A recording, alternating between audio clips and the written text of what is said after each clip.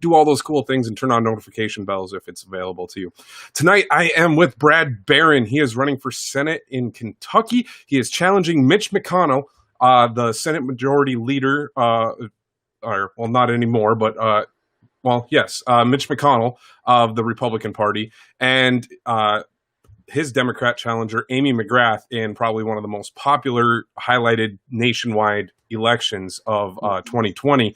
And due to the fundraising efforts that all of you did, he has qualified to debate against Mitch McConnell in the one debate that Mitch agrees to participate in. So I just want to kick things off and go to Brad. And Brad, why don't you tell people a little bit who you are, why you're running, and what are some of the top policies that you want to address in this election? Well, I'm Brad Barron, as you guys probably already know, and I'm going to go right into why I decided to run against Mitch. Here in Kentucky, so many people have said the only reason we vote for Mitch is because we don't have a viable option. They're not going to vote Democrat. You know, this is a conservative, this is a red state, but it also has a lot of libertarian tendencies as well. Rand Paul's here, Thomas Massey. Mm-hmm. So I feel that it's a state that really wants to break through to the libertarian side of things. Even with the stranglehold that you can imagine Mitch has on politics across the state, libertarianism it's a beast that wants to fight through. And McGrath can only pull so many votes. And one of the things I tell the McGrath supporters is it doesn't matter how much money you throw at her. She is not pulling the conservative Kentucky vote. And she's trying to run, as I'm sure you saw with Booker. Booker actually came out, even though we don't agree with a lot of his policy, especially economically. He does seems like I always mention Scott Horton saying, we're better than the left at the things they think they're great at, and we're better than the right at the things they think they're great at. Absolutely. But Booker inspired people. Say what you want. We're not going to line up with him policy-wise much, but he was a movement. And you saw if the guy had another week and a half, he probably would have pulled off what would have been, one of the biggest upsets in political history. And that shows you that people are hungry for a real movement here. And he did it for pretty cheap too. I think he only raised like $700,000. So he got some money when he started surging. I think he got up to 3 or 4 million, maybe. Don't quote me on that, but somewhere along those lines. But even so, McGrath raised over $42 million in the primaries. That's right. So he did it. And that's one of the things I tell people. And I want to give a big thank you out to the people that made that 100,000 possible. It took a village. And it was I feel like it was one of the greatest morale things for the party that I've seen in quite some time. You had so many people working together, to make that happen. And it's just the start, because now your it just bootstrapped your campaign to get going. It did. And even though 100,000 sounds like a lot, I promise you it can be gone poof in a Senate election. And, people don't have to max donate, but one of the things that I have going is Wesley Morgan here, the Republican that came in second to McConnell, has endorsed my campaign. And, oh, wow. Yeah, and I have another Republican that's getting ready to do the same thing. I'm just kind of staggering them, when I announce it. And but I started with Wesley, and Wesley has given me – he gave me a $2,800 max donation of his large signposts. I think I told you that, for the 4x8 signs, and that's a big deal. Yep. That's a lot of work. And and not only that, his volunteers are coming over to work for my campaign. That's great. So I've got to raise money. These signs, if someone pitches in $30 for a sign, we're getting like $100 worth of value out of that. These people are putting these signs up as volunteers, and Wesley, those posts are like $6 a piece. So one of the things sign adds up. Yeah, as libertarians, I tell people we don't have to raise $42 million. Every $100 I raise is like Mitch or Amy raising, a couple thousand, because we're going to stretch those dollars and get bang for our buck. There's no going out to consultants. That kind of stuff, that you see in a lot of the other funds, Mm-hmm. We're not doing that. We're taking it and we're going straight to, okay, you donated me $50. How can we take this $50 and get votes? It's just that simple. I'm not taking any salary. I'm donating, a lot of my own money to the campaign as well. So one thing I want people to understand is I appreciate and take seriously every single dollar that they send to the campaign. And, as libertarians, we hate to ask for money. And early on, I didn't do it much. But I learned if we're going to do it, it's when in Rome. You have got to raise some money, and you have got to be out there. And another thing I might add is the publicity that's coming to this race, second only to the presidential race, publicity-wise, this McConnell race. To give you an idea, they're saying right now that they think McGrath's raised around $50 million and McConnell's raised in the 40s. So here we are 4 months out, and they're already, it looks like, almost to $100 million. And if I read right, I think you were polling at 4% already last month. No, I'm higher than that. It was an old poll I saw, but I'd have to imagine you've grown in the poll since. That was in January they did a poll and I was at 5%, and then I went up to 7%, and then they did that poll with Booker, and I never did really believe that poll, and it pretty much looks like it didn't pan out to be exactly right, anyways. Now looking back at it, but they just put one out today. And they got me back at 7% now. That's great. Yeah. So it forces them to talk about 7. If they're saying 7, truthfully, I'd wager to bet I'm at 10 or 11. If they're saying 7 in this poll. So, and we really, we've had a good build up, which that's not bad in and of itself right now. Showing that gives people, but you cross 10 or 11%, and people really start to get hope. They really start to believe. Hey, if that goes to 15, 20, then we have a race on our hands. It's kind of like the old saying, the first million's the hardest to make. The first 10%'s the hardest to get. And after that, people take you more seriously. Well, so they have to below that. Yeah. Yep. And especially in there, because they have to start then talking about, well, who is this person that's at 10% in the polls? What are their policies and what are their positions? So one of the things, Kentucky is I live in Kentucky myself, and everyone here is a staunch Second Amendment supporter. Like everyone I know, like even the Democrats I know are strong supporters of the Second Amendment. But we have a senator who has approached and proposed red flag laws in the country. So how do you get that message out that you are the best choice? Well, what he's going to say is that I looked at them, and his people are going to spin it as well. He didn't actually pass any yet. And I'm going to say, well, here's the thing. Ken Mollman said one time, a quote that he says is, you don't want a Mitch McConnell in legacy mode. And, if he were to be reelected again, I think you'll see a lot of these things that he's flirted with and kind of fended off when he no longer has to worry about getting reelected. I think you'll see 6 more years. Yeah, and I think as you've seen his folding to the Democrats on fiscal policy here, he just pretty much, he talks a good game, but at the end of the day, he's elbow bumping with Pelosi, and they're passing stimulus bills and passing spending bills that our grandkids won't get paid back. They're putting this country up to their eyeballs in debt. And I know right now that's not the most popular thing to talk about during a pandemic. But eventually, we're going to have to pay the piper for all these fiscal mistakes that we've made. And one of the things I've got is, it's funny, I have pictures of me as a child with guns and whatnot. You can take me all the way back to 7 years old shooting a gun. I actually used to do a lot of field trialing with beagles. I won reserve winner at the World Hunt, the largest field trialing show in the world. And so what I'm saying is, you start digging into my past, Mitch isn't going to be able to say, oh, this is just a guy trying to cipher votes saying he's a big Second Amendment guy. It's never going to fly. And you can take a gun guy and bring him to, you can take a gun guy and bring him to Barron Farms and be like, run him through a test and see if he knows how to handle a gun. There's a funny picture of Mitch. You remember that, trying to act like he was like holding the gun up in the air, and you can see he doesn't even know how to handle a firearm. That's right. And imagine this. If we have a Donald Trump in the White House, God forbid this happens again. You get Donald Trump, who's not worried about being voted out again. You get a Mitch McConnell who's not worried about voting out again, who's not going to stand against any gun legislation. They'll be able to march in more legislation and horrible, horrible things that they've promised they would never do. And it'll just never happen. So with that said, what sort of legislation do you feel in the current climate you can find common ground on either side of the aisle, especially in any sort of this current election environment. Where do you think the common ground is?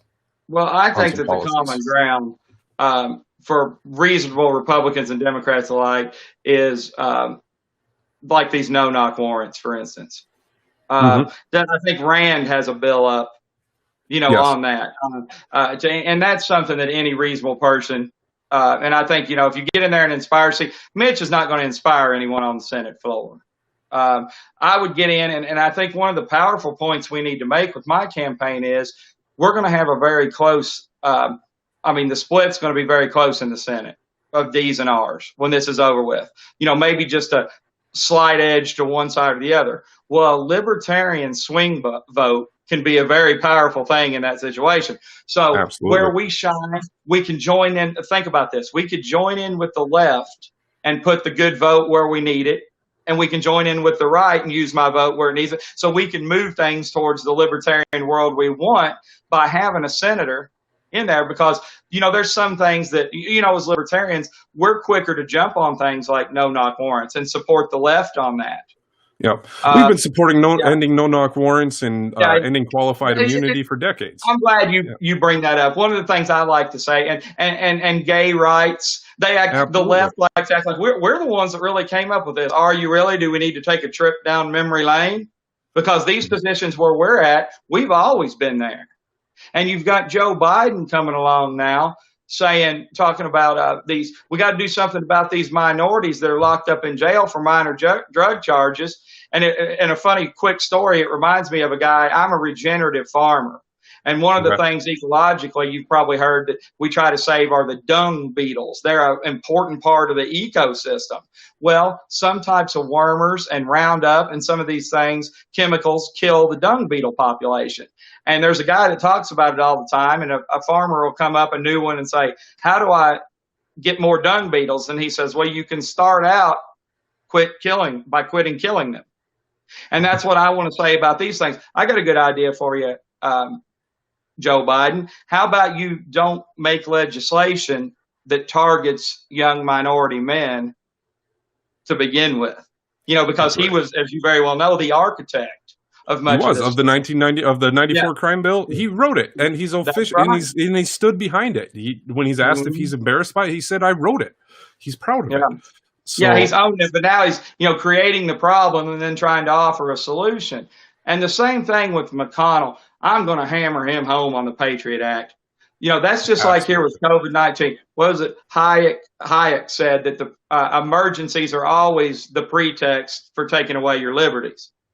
And things like the Patriot Act, they really, both sides of the aisle, they prey on people's goodwill of mankind is what they do. When we're in a crisis, even if maybe we don't think something's as bad as the other guy thinks it is, or whatever, or we don't agree with the solution, when we're under times of duress, we are empathetic, good human beings, empathetic towards us. So we give in a little bit.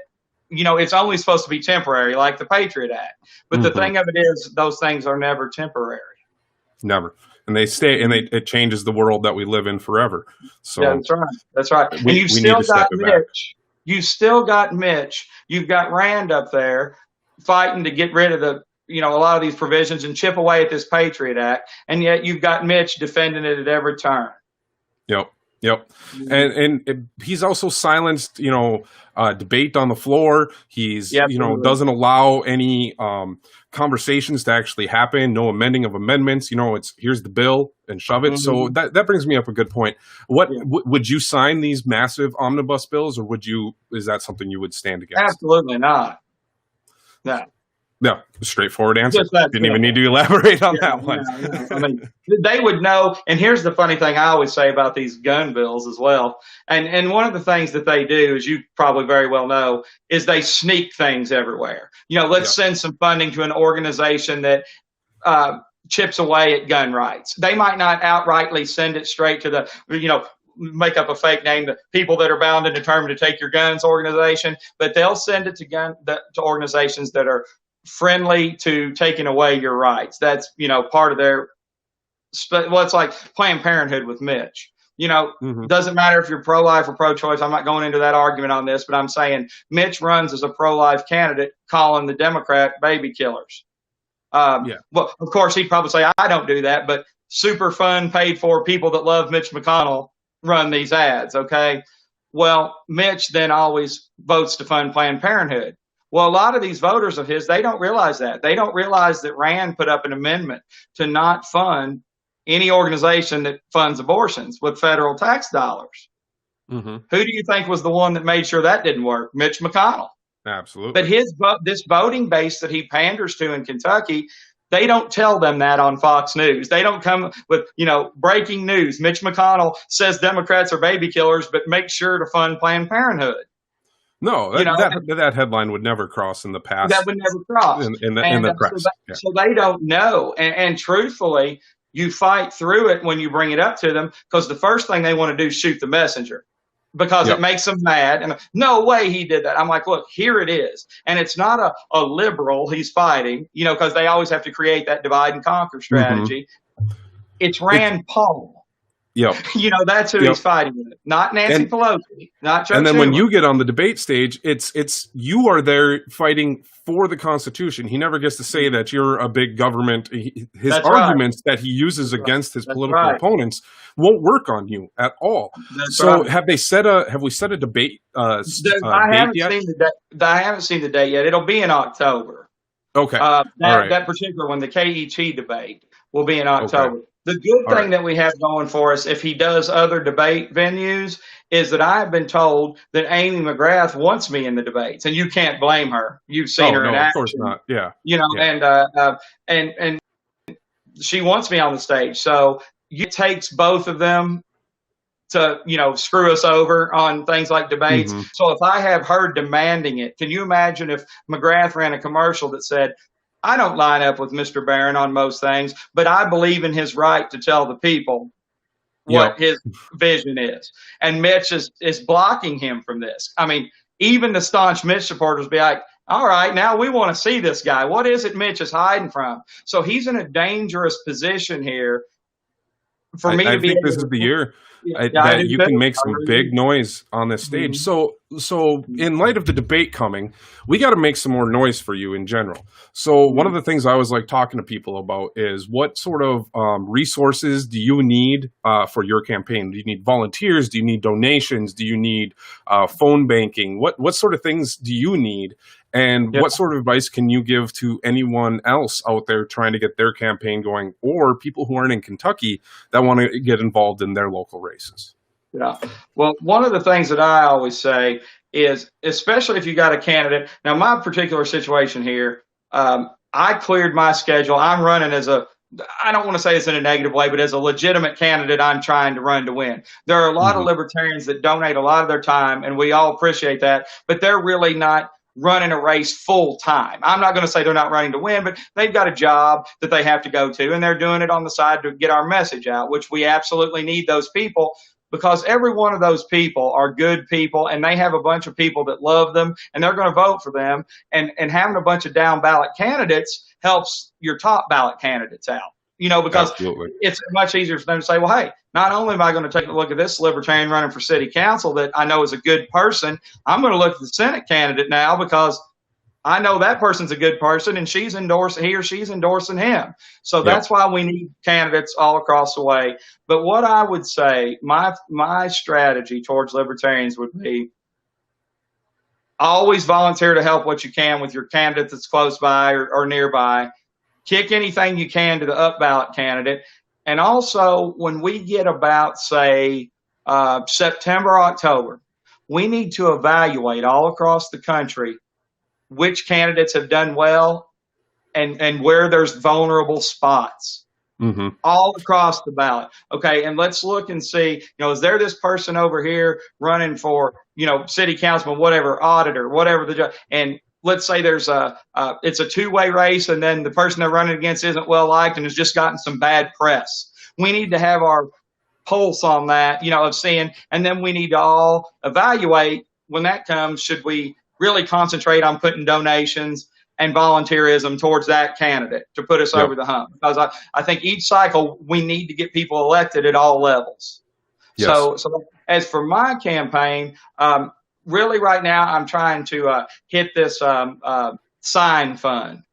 It's like Okay. they're like $28 a piece, and I don't care if it's just no donations too small. If you can throw $5, $2, it doesn't matter. Every $28 I get, theoretically, they say those large signs create like 25 to 100 votes.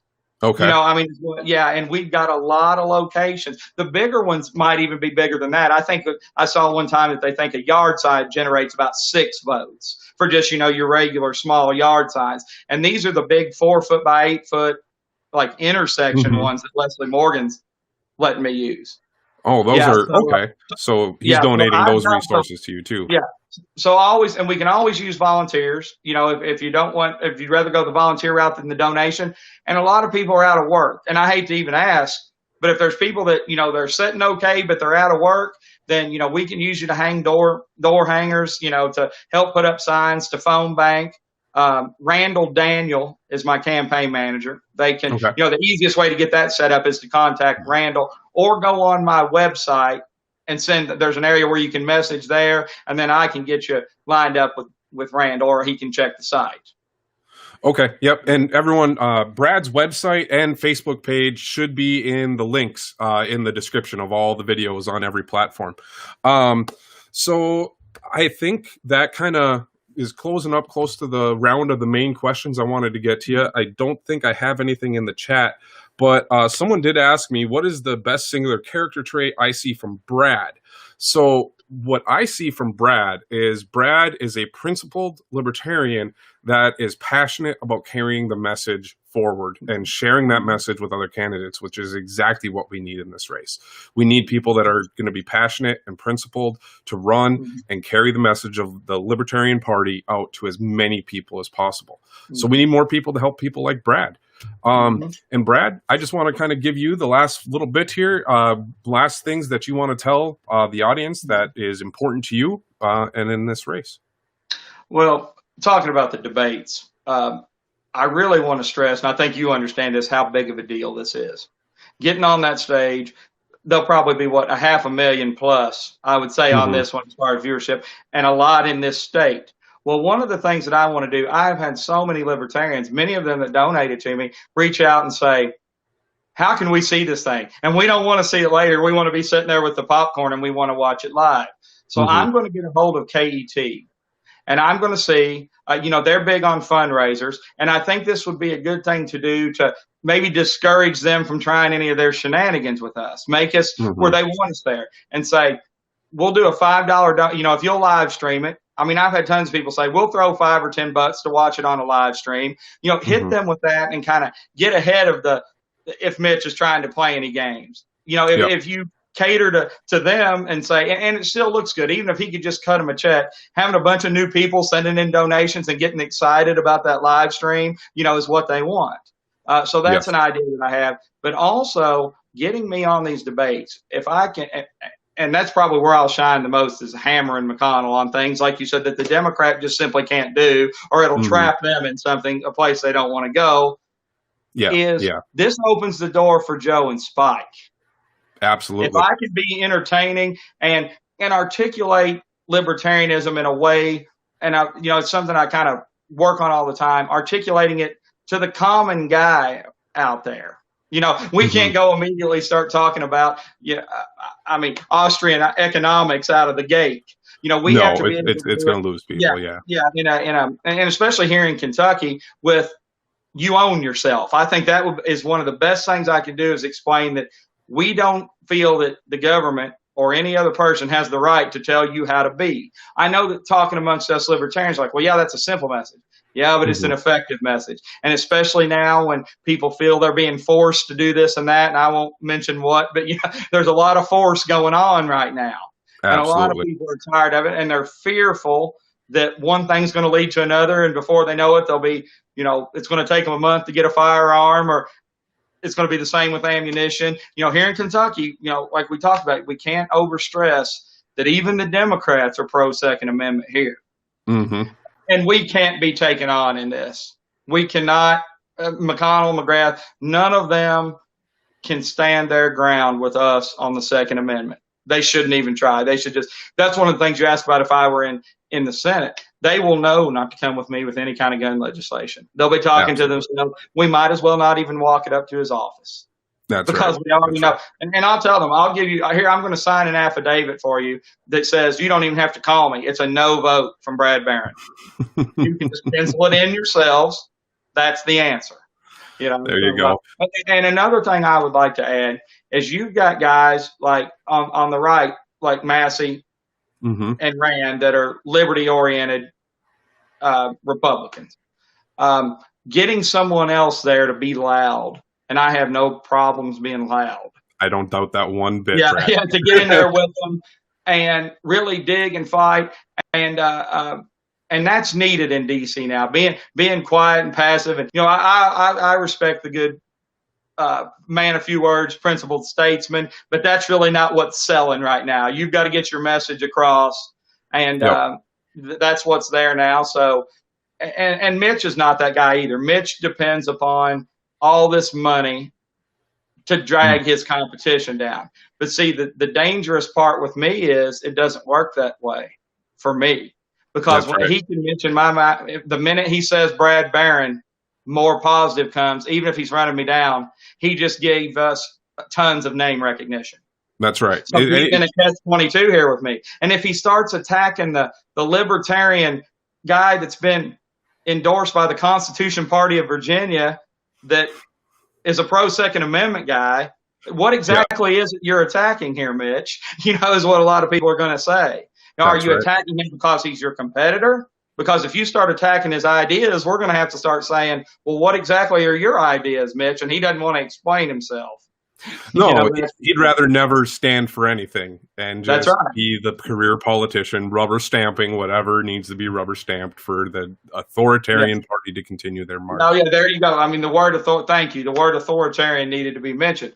And I call him, he has so many nicknames, but I call him Old Malleable Mitch. Old Malleable Mitch. Yeah. I like that one. Something that I was told the other day, he showed up on the scene promoting masks.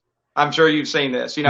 Mitch is wearing his mask, Mask McConnell. And not that that's the individual's choice. I'm not here to get in that debate on that situation. My stance on that is it's up to the individual. It's a simple, true, wholesome libertarian stance. That's what it is. And trickling down into the business owners. The libertarians listening know where I'm going with this. We don't need to go. It's up to property owners, the individuals. That's where this should be decided. But with Mitch, I was told the other day that there was a poll that came out that said that 73% of Kentuckians agreed with wearing the mask, that poll is floating around.